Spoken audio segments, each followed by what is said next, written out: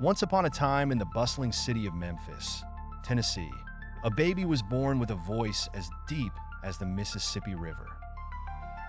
This child, of course, was none other than Morgan Freeman, who would go on to become Hollywood's unofficial president of deep voices and the most reassuring, omnipotent being since sliced bread.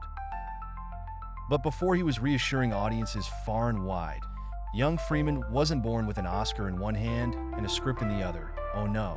Raised in a family where loose change was occasionally mistaken for a fortune, Freeman's early days weren't exactly Oscar material. But adversity is the best acting coach, they say, and young Morgan found his passion on the school stage, dazzling crowds with his charming presence and vocal prowess. After winning a statewide drama competition, he packed his bags, not before realizing that they were largely empty, and moved to Los Angeles to chase the ephemeral dream of fame. Now in LA, if we know anything, the streets are paved with broken dreams and a few too many paparazzi. But fear not, for Freeman had a backup plan, dance. Yes, before narrating the creation of heavens and earth, Morgan was rattling floors with his nimble footwork, much to the amusement of anyone who would watch. We can only imagine him gliding through auditions, pirouetting past skeptics.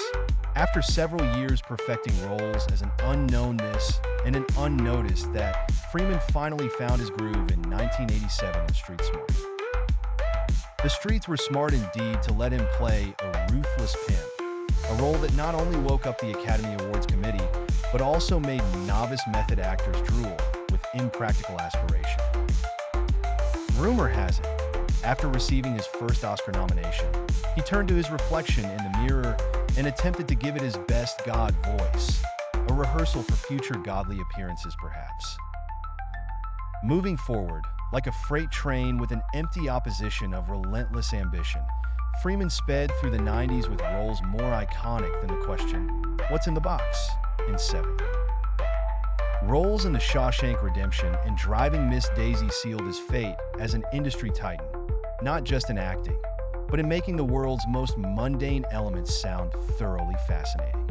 This guy could narrate a grocery list, and you'd find yourself in tears halfway through. By 2003, Freeman didn't just act atop heavenly clouds in Bruce Almighty. He echoed his calmness and authority over scandalous gods like an epic mic drop on Divinity. And imagine this, even in his not-so-choreographically required role, he still managed to channel cosmic rhythm. But the crowning moment came in 2004, when Freeman finally bagged an Academy Award for Million Dollar Baby, an accolade that sent sense through cheeky glee into crocodile's tears in the audience.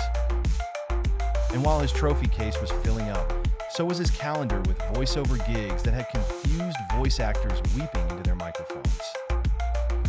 Not just a voice and a talent, Freeman also became an advocate for philanthropy, particularly donning a cape for superhero feats like environmental causes and hurricane relief.